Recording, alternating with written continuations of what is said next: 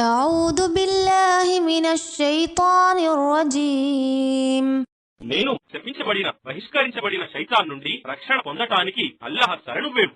وقيل للذين اتقوا ماذا أنزل ربكم قالوا خيرا للذين أحسنوا في هذه الدنيا حسنة ولدار الآخرة خير ولنعم دار المتقين.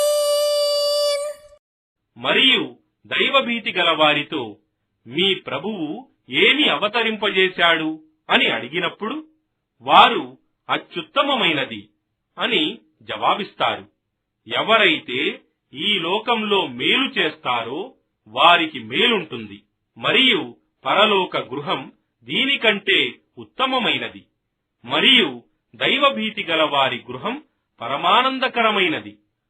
جنات عدن يدخلونها تجري من تحتها الأنهار لهم فيها ما يشاءون كذلك يجزي الله المتقين. వారు ప్రవేశించే శాశ్వత స్వర్గవనాలలో క్రింద సెలయేళ్లు ప్రవహిస్తూ ఉంటాయి. అక్కడ వారికి వారు కోరేది దొరుకుతుంది.